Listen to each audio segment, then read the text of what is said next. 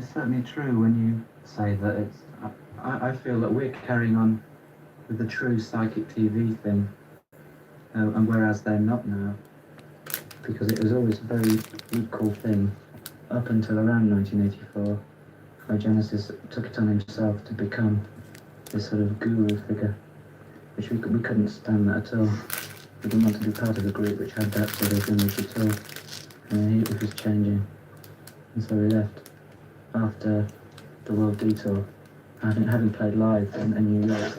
It was obvious that there was many problems rising. There was arguments and money problems, and just the attitude was very bad, so we left. Yeah, we got fed up of hammering people over the head with symbols and being obvious. I mean, it's alchemy. I really did mean it in an alchemical sense that, you know, like the body dies and decomposes, yet the soul or the spirit is supposed to be transmuted, transformed into the perfect state. You see, the really pure spirit is always encased in shit. Well, you can find it in the shit. The shit among the shit is diamonds. Exactly. Gold, you see. The contents of our lyrics, we deal with sort of human degradation and power situations and the sort of taboos and things that people don't touch. So in a sense, we're saying, if you dare to touch these things, you can change them. If you leave them alone, they'll stay there and smell, and you'll have a bad smell. Well, it's impossible to pull them apart. They're together. In the human mind, sex and death is I mean, they call the orgasm the little death, you know, pretty more, because they're both sort of releases from the body. It's the only sort of... See, everybody has to have sex or needs sex, and to have that link so closely, so precariously, so dangerously with death. You know, it's like if you have sex, you may be having death in a sense, you know? And that's why, it's partly why the horse reservator is so obsessed, so involved with those issues. Means death had so many strange things, resonances, its deja vus, its synchronicities. In a sense, Pasolini becomes a Christ figure in that he was sacrificed for his generation. He always put himself in the place of the working class boys who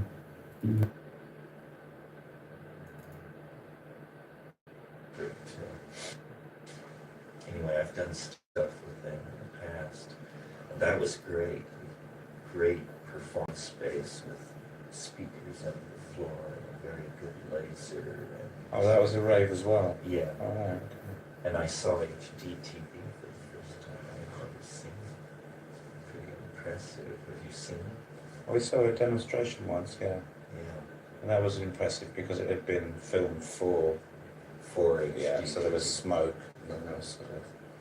Yeah, well, this was some Sony demo. That's all they could play. I think that's all there is. Yeah. It's weird, but impressive. Anyway. It's like you were saying, the ketamine space, it's all there and it's empty, but we're there. waiting to fill it, you know? Right. It's sort of like Canary Wharf. Yes, exactly. Is it working? Good. I think that electric lighting has destroyed a whole area of mythology and magic making. When the sun set, it was dark, and people had candles maybe, or fires. Stories were told, and stories were made up, and people imagined.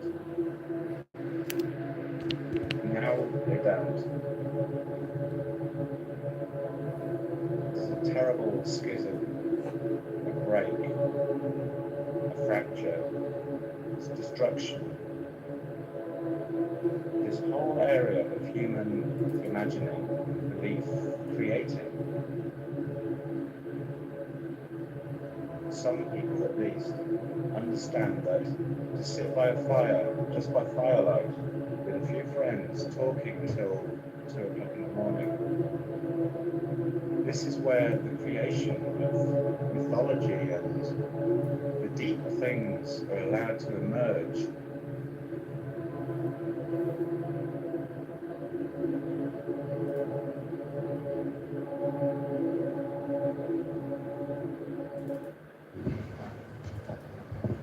Okay, so, okay, I have something I can start with.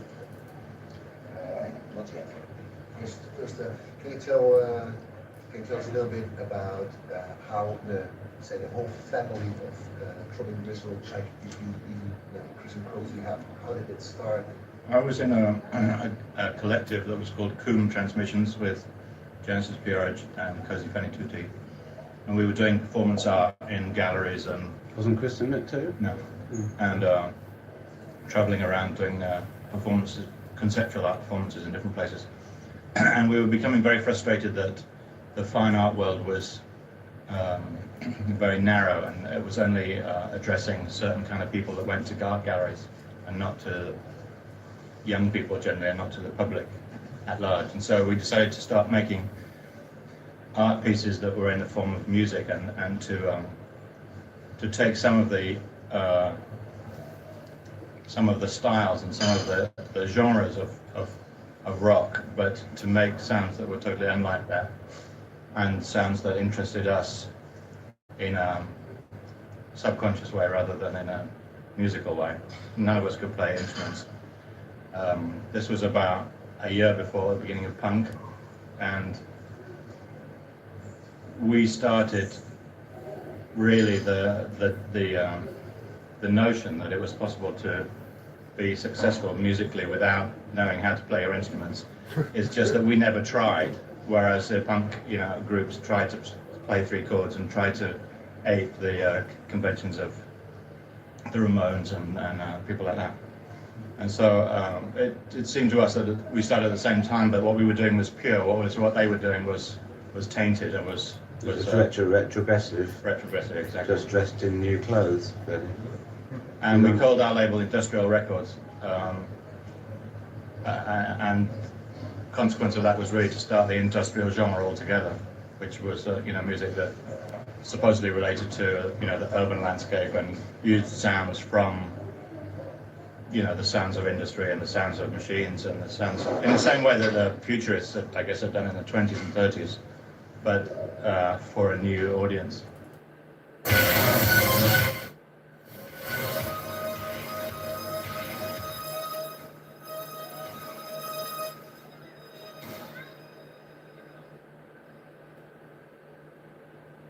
Joining me in Bristol, Peter Christopherson. Hi, Peter.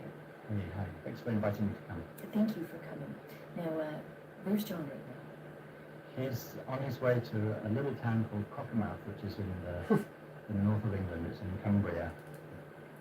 John Balance, who I know as Jeff, and I were part of Psychic TV, the music cooperative, as was David Tibet and various other people who became subsequently famous. And it became clear to us that although we were kind of espousing a kind of free-thinking type of philosophy, that Genesis at the time wanted to go further into the role of being a cult leader with the Temple of Psychic Youth, which is another of our mutual creations. And so Jeff and I left Psychic TV because we weren't comfortable with that, and we started Coil in 83, I think, 1983. I was initially reluctant to start a third band because I wasn't sure how we could do something that was new, but gradually, and with the technology arriving of Fairlight and so on, it became clear that we could do something that was new in that direction, and Jeff was very keen, not having done all that much, to pursue a musical career. I suppose it is true that Robin Gristle and Coil were, or continue to be, influential in certain circles. What I hope the main influence of those bands is to show people that you don't necessarily need three chords to start a band, as they always used to say in the punk days, and that it didn't matter really what training you've had, as long as you have inspiration and as long as you have willingness to make editorial judgments about what you do, because the main difficulty with people who want to make music that sounds like Robin Gristle or like Coil is that they don't make enough editorial judgments about what's good and on whether it could be better and how to make it better. So there are quite a lot of so-called industrial groups that I can't listen to because it seems like they haven't tried hard enough somehow, which is not to say they're not good, but they're just not for me. Am I surprised about the legacy? Well, I don't know, really. Yeah, I suppose I am. It always seemed to me that one should, think of something that one wants to do and pursue it as far as one possibly can to, make it as good as one possibly can. And that just seemed like obvious to me, but I don't know. The nicest thing about the legacy is all the mail actually that we get, and with Coil, for example, we used to get loads and loads and loads and loads of emails and letters from people saying, I'm HIV positive, I think I'm going to die soon, your music's made my life a bit more bearable. And when you get those letters, it's hard not to feel sort of humble and grateful that we were able to bring that feeling of relief or belonging or being a part of something greater than the individual. That's the best part of it, really. Coil went through many changes over 20 years. The changes came about partly as a result of being very easily bored by what we were doing and wanting to move on. We never really wanted to repeat, any of our records and make another one that sounded similar to the last one. Maybe that's another way to make sure that your records stay fresh, is never to do the same thing twice. And also the changes came about because of changes in our personality, in our interests and our needs and what have you. During the late 80s, it's true to say that we went out clubbing a lot and certainly took a lot of ecstasy. And the main reason for that was I think we were struggling to find a kind of intimacy that didn't involve sexual contact as a consequence of the AIDS. From 84 to 2000 odd, intimacy was regarded as with fear, really. There was a relationship between the idea of being truly intimate with someone and the idea that could kill you. And so the Summer of Love and the whole ecstasy explosion in the late 80s was a way of trying to find that contact without sexual contact, if you know what I mean. A consequence of our ecstasy use was that Jeff started to use alcohol to recover. Well, ecstasy is a drug that can be fabulous at the time that you're on it, but actually has increasingly long, a long time to recover from. And Jeff started to drink to excess when coming down, basically the day after and the day after the day after. And unfortunately, his use of alcohol, continued to increase, and he found that he couldn't live without it, or didn't want to live without it. And even when we weren't taking any drugs, which we didn't take very many drugs after the early 90s, I don't think. So he became alcoholic, and although he wasn't terribly pleased with the idea of being alcoholic or the actual practicality of it, the need to buy several bottles of wine to start with and then subsequently several bottles of vodka a day as things went on. Nevertheless, he still preferred the comfort that it gave him to the discomfort of not having it. He went into rehab a few times.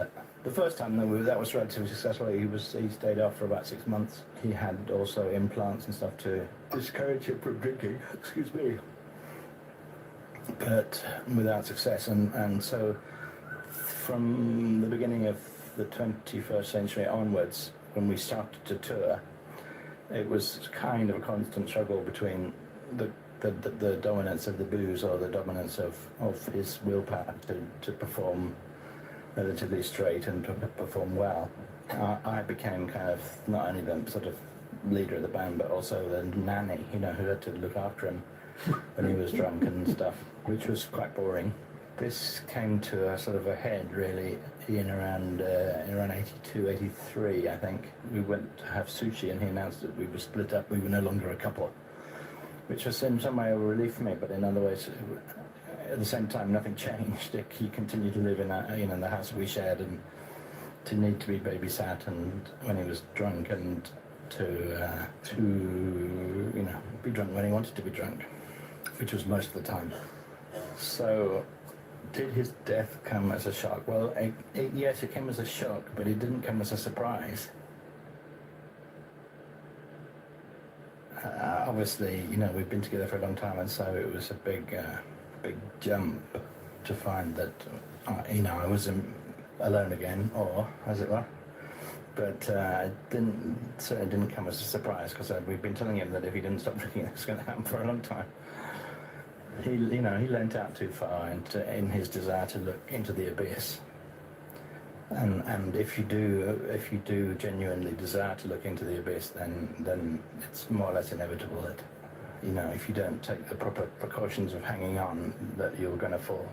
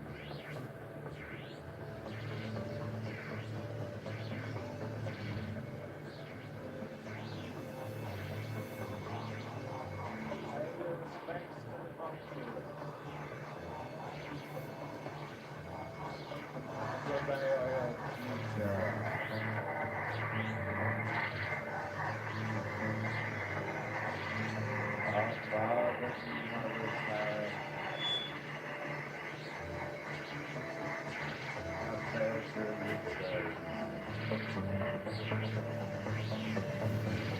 the welcome sound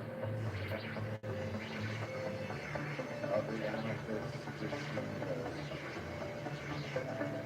What?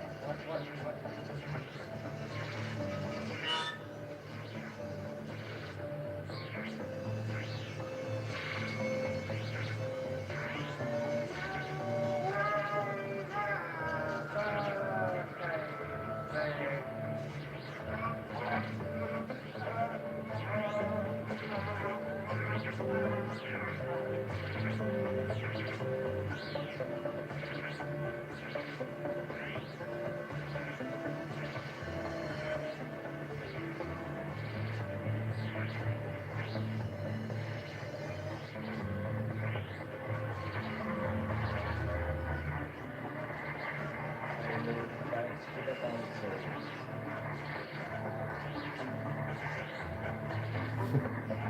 For they are your future. Nothing wrong, nothing wrong, nothing wrong, nothing wrong, going wrong, nothing wrong, nothing wrong, nothing wrong, going wrong, nothing wrong. Seeing what we do all the time along and said the thing we said before, nothing was going wrong, and you said I was going wrong, and nothing said that I was going wrong, and you said they were going round and round and round and round, and nothing went wrong.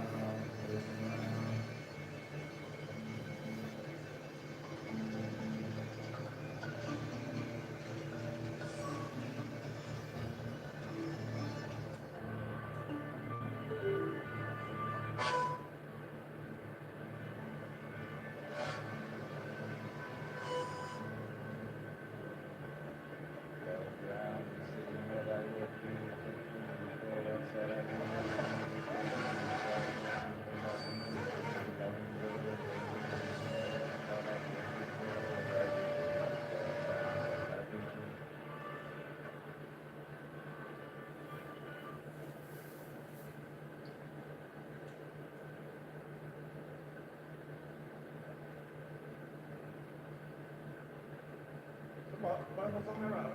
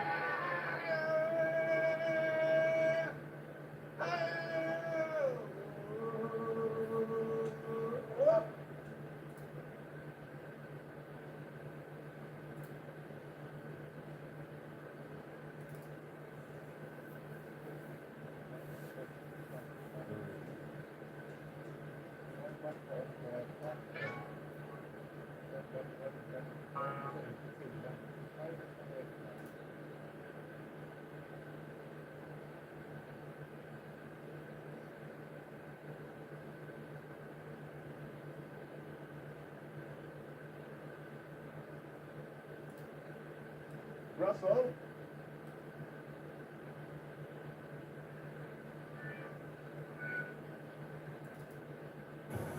I first came to be involved with experimental music in school.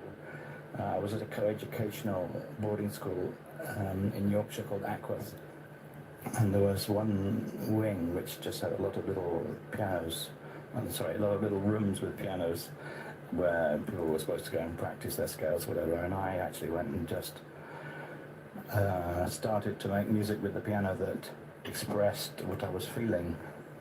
I had some piano lessons, but in fact I was more interested in forgetting what I'd learnt already as a 8-year-old, and rather just making the sounds that spoke to me and to my emotional state at that time. And I think it's a great luxury, in a sense, not to have a musical education, because it allows you to make a direct connection between your kind of heart and your soul and the sounds that you make. Whereas the more discipline you've had to employ or had employed on you to learn the craft of musical technique, the more that actually delimits the sort of freedom of expression between your hand and your soul, if you know what I mean. In school we had a couple of concerts, and our band was called Pulsing Vein, which some people would relate in some way to Throbbing Gristle, but it was kind of one of those coincidences. I'm sure that all of the staff were bemused by our concerts because that involved kind of tape recorders going backwards and cut-ups and things. Probably before we'd heard of William Burroughs or read about his experiments along those lines. Throbbing Gristle was my first band, and TG came about because I was part of a performance art collective called Coon with Genesis and Cozy, and we decided that the art world was too kind of up its own arse really and refined, and we wanted to bring our message to young people who would be more willing to go to a concert than they would be to go to an art show, and so that's why we started Throbbing Gristle. And we kind of finished Throbbing Gristle because we felt that it had become a pastiche of itself, and we'd taken it as far as we wanted to take it without it becoming some kind of demon or beast that was not totally within our control. So we finished that, and various sort of different personal clashes and so on going on within the band, which caused Chris and Cozy to set up their own thing. And Genesis and I wanted to work more in the world of television and kind of pirate TV, but we didn't really have the technology at that time certainly not to broadcast. We started to do some pirate videos of, underground kind of videos, and almost by accident we ended up doing music under the name of Psychic TV as well as doing TV under the name of Psychic TV, which was the original intention. John Balance, who I know as Jeff, and I were part of Psychic TV, the music cooperative, as was David Tibet and various other people who became subsequently famous. And it became clear to us that although we were kind of espousing a kind of free-thinking type of philosophy, that Genesis at the time wanted to go further into the role of being a cult leader with the Temple of Psychic Youth, which is another of our mutual creations. And so Jeff and I left Psychic TV because we weren't comfortable with that, and we started Coil in 1983. I was initially reluctant to start a third band because I wasn't sure how we could do something that was new, but gradually, and with the technology arriving of Fairlight and so on, it became clear that we could do something that was new in that direction, and Jeff was very keen, not having done all that much, to pursue a musical career. I suppose it is true that Throbbing Gristle and Coil were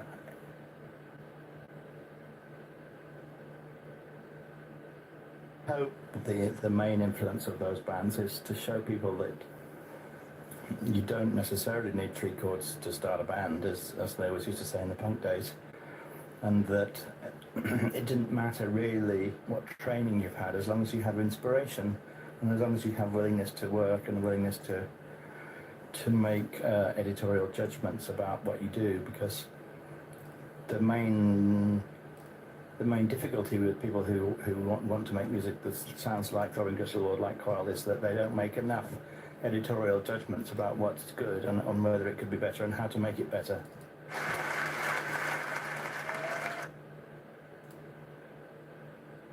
Energies and stuff that my parents had pushed down suddenly exploded, and it was a good time to be in London. We had friends like Anstetson and Neubauten and Soft Cell with friends, and it was a good scene, very good scene, very creative scene. And Current 93 came out of this, and Nurse with Wound came out of this. And Derek Jarman was working, and filmmakers like Kereth and Evans, and is that we've been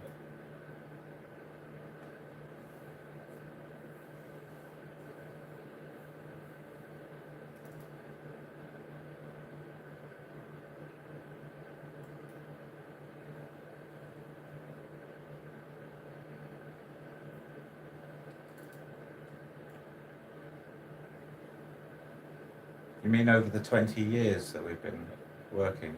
Yeah.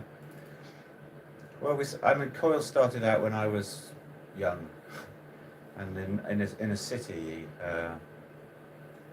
So all my anger from and repressed sort of energies and stuff that my parents had pushed down suddenly exploded, and it was a good time to be in London. We had friends like Anstutz and Neubauten and Soft Cell were very good friends, and there was a good scene, very good scene, very creative scene. And Current 93 came out of this, and Nurse with Wound came out of this. And Derek Jarman was working, and filmmakers like Kereth Van Evans and John Maybury and Michael Kosif and Michael Clark, dance people, you know, all together, you know, and Lee Bowery had arrived from Australia. You know, so there was many people who were young and interested and interesting, and together, along with the drugs and the drink and the city and the noise, all became, I suppose, a sort of new equivalent of Dadaism. I think these things happen from time to time. All these things come together, and there's a big vortex of energy. It happened with punk before, you know, commerciality set in with punk. This time it didn't set in so fast. People were allowed to develop, which is why Nurse with Wound and Current 93 and Coil and so on are still working now. We've been allowed to mature in the dark, whereas most groups or bands, you know, immediately in the light, in the spotlight, and in the papers everywhere, and it's like, you are the best, next one, now you are rubbish, you know. We've never had rubbish or best. There's always been a small amount of people slowly discovering us, and over the years they stay with us. I think this is quite different for a lot of bands. Our following or our friends, our circle of friends gets bigger and bigger, and the people we work with and so on. And we explore new music every time. It's absolutely, yeah.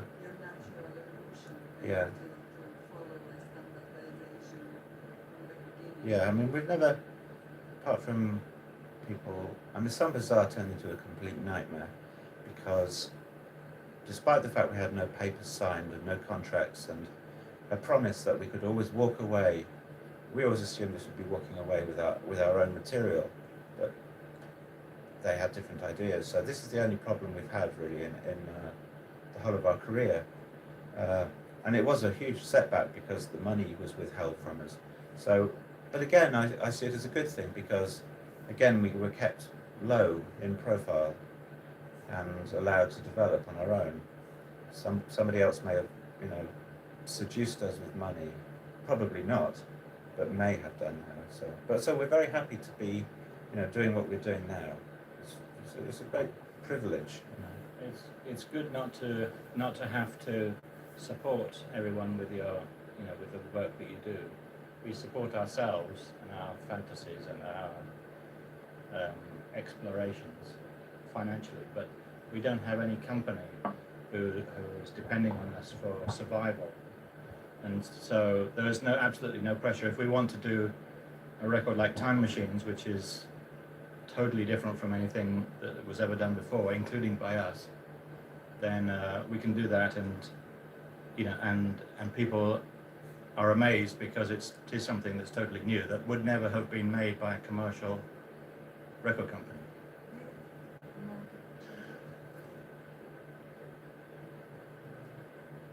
It's always changing, you know. People are always. No, but I mean the fact that the independent scene became so big and so important changed the attitude of commercial. Do you think? I mean, you use the word independent. I think it's dependent. It's not independent. They are dependent.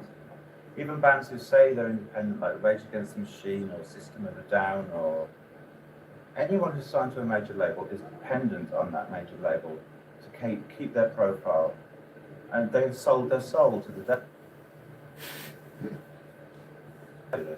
We have never done this. Bands like Crass never did this.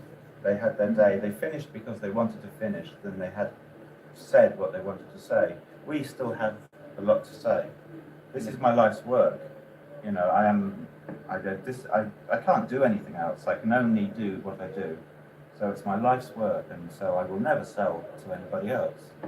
So what you call the independent, or what people call the independent music genre, is really it's a copy, or it's something that the major labels made when they suddenly realized that independent groups and companies were coming up.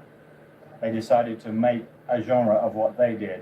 They decided to call it independent, especially in the USA. But the only reason that they did that was to undermine the ability of truly independent people from reaching the mass market. But the whole phrase independent, I mean, we all depend on each other, depending on what level we work at. I couldn't do what I do or what Coil do. We're just arguing semantics right now. Come on. Simon and with the lady could Cliff barely talk. And Mike now, and also the other people who support us. And David Tibet. I bounce ideas off him, and if any of us sort of disappear, then there's a huge hole in our life. We've been friends with these people, Steve Stapleton, David Tibet and such, and people in America, the Butthole Surfers and things.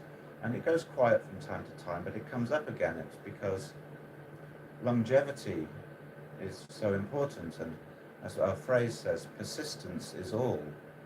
You have to keep going. As I say, I can't do anything else. So I'd rather be dead, than not create in any way. Essential creatively to keep all your paths open, to kind of to be like shapeshifters. Absolutely, not to kind of just stay still on one idea and not ever deviate from it. It kind of it keeps it exciting for us to remain open, and it also allows the possibility of surprise for ourselves as well, so we can actually grow. And the sort of idea of receiving and being a transmitter and a receiver is what the artist has to do. You must always keep all your channels open. It's like SETI, the search for intelligent life, extraterrestrial life. You must keep all the sky open, listen to all the sky, just for that one signal. And it's like things, Pasolini films or something have influenced us so strongly. Not necessarily music, and then Arvid Pärt or someone, or the Cramps. The early Cramps for me was wonderful. And when we do the music you hear tonight, which is traditional music mixed with extreme electronics and all sorts, I still think of the Cramps in my head, and I think Arvid Pärt, and I think, yeah. And I constantly have in my heart a whole reservoir of these older templates, these people who went before us. I bear them in mind, and I use their strength to do what we do.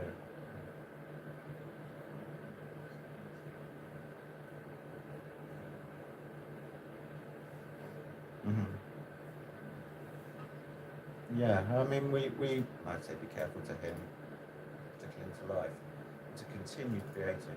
To be in his presence was amazing. You would be energized. He was lying on. Yeah. Yeah.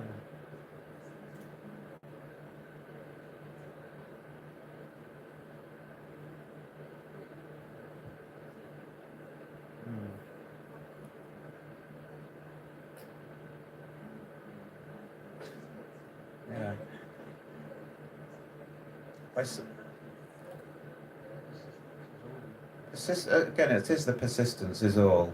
It's also we do know how to say no very well. It's a very important word in language. No. Will you do this? Will you do that?